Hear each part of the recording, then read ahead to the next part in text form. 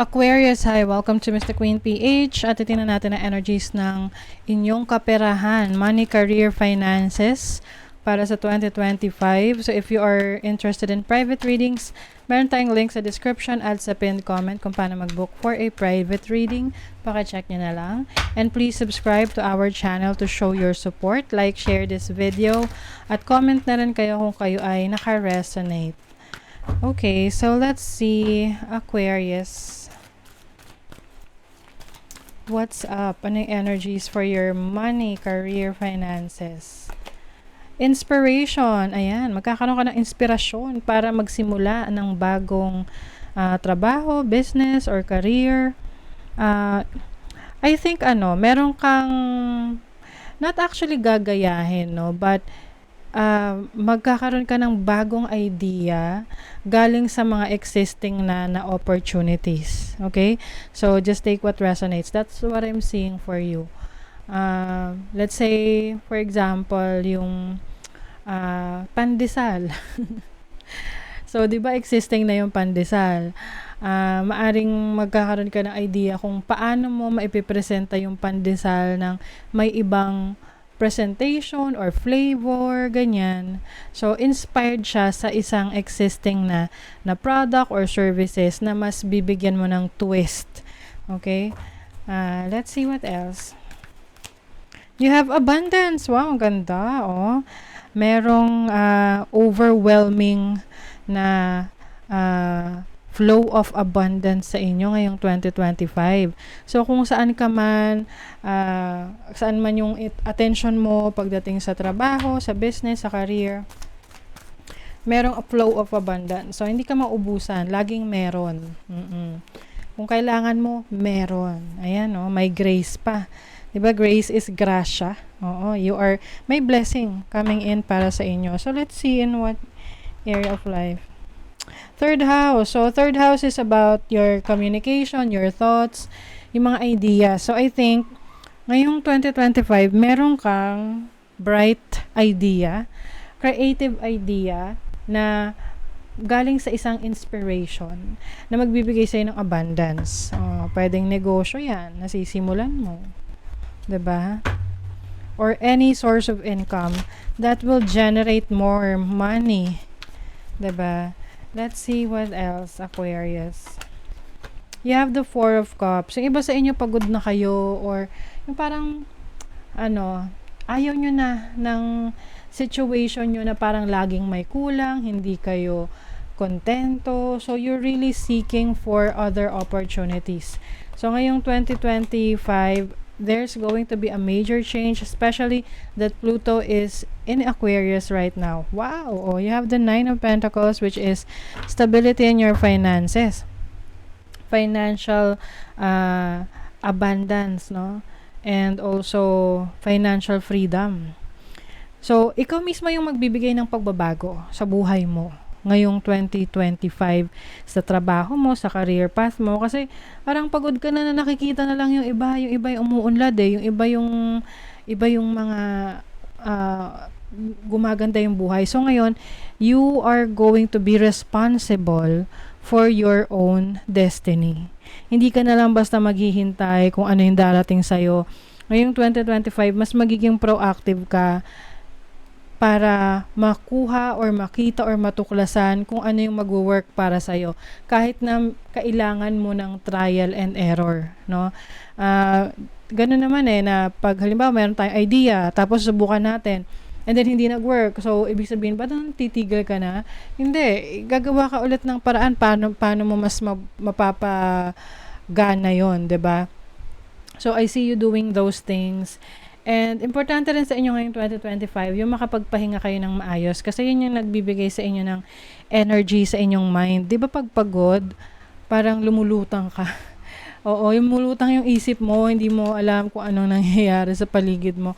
Kasi pagod ka na. So, your sleep, your rest is very important in achieving your goals, your dreams. So, kung lagi kang puyat, ayan na yung kailangan mong baguhin ngayong 2025 na mas magbigay ng panahon para matulog, magpahinga, yung tama lang, 'di ba? Ayan, pagod ka na nga, exhausted. Exhausted. So, yung iba sa inyo, pagod na kayo sa trabaho nyo, gusto nyong may magbago, ano naman ba yung pwede nyong pagtuunan ng pansin na kung saan dun kayo mas magiging successful. Wow, ang ganda. Oh, may wish granted sa inyo, Aquarius. I think ito na yon, the moment na mag-take action ka sa mga plano mo, sa mga goals mo, at i-reinvent mo yung sarili mo. I see a reinvention kasi rito eh. Pwedeng, dati parang wala kang pakialam sa sitwasyon mo, bahala na si Batman, tapos ngayon na-realize mo na, teka, I really have to make some changes para ma-experience ko rin yung success na na-experience ng iba. 'Di ba? Conclusion, magiging malinaw na sa'yo yung mga bagay na gusto mo. Minsan kasi parang na-overwhelm ka sa mga ideas mo, hindi mo na alam kung alin doon yung uunahin mo, but definitely, you will be able to choose what's best for you. May satisfaction. Ayun. Finally, masasatisfy ka na sa career mo, sa business mo, or sa finances mo ngayong 2025. Yes, gagawa ka ng paraan to make things happen. And I think, no, yung parang i-isolate mo rin yung sarili mo, hindi mo na hayaan na maapektuhan ka or maimpluwensyahan ka ng opinion ng ibang tao.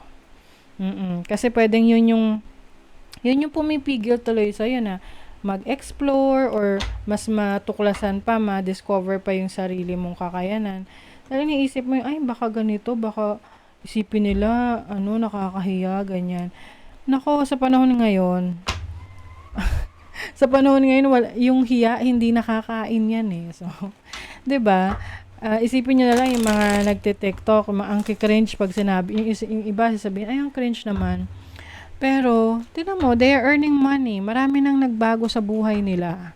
So, kumbaga, yung what other people think about us is none of our business, 'di ba? Okay. Smile. You will soon experience a wonderful journey of inner discovery. Oh my God, what did I tell you, 'di ba? Inner discovery. May matutuklasan ka pa tungkol sa iyong sarili ngayong 2025. Prosperity is flowing. Have faith that you will receive it in the perfect form. See?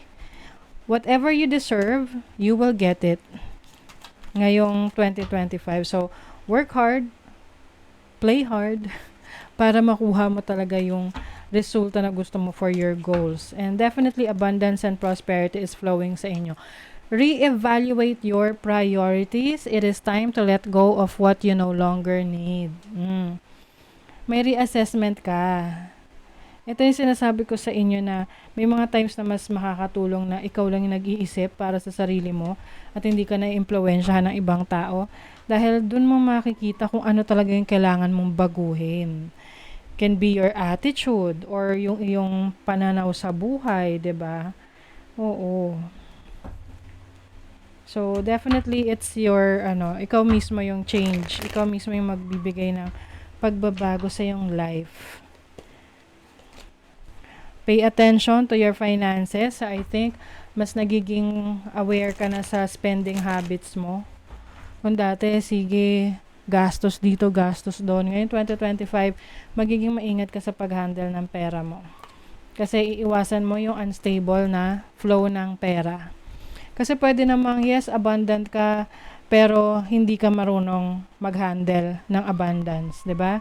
So, ngayong 2025, this is your challenge. I-challenge mo yung sarili mo, paano ka mas magiging frugal, no? Mas magiging maayos sa pera, mag-handle, no? Meron kang talent sa content creation, writing. So, gamitin mo 'yan, no? To bring abundance in your life, to grow your finances.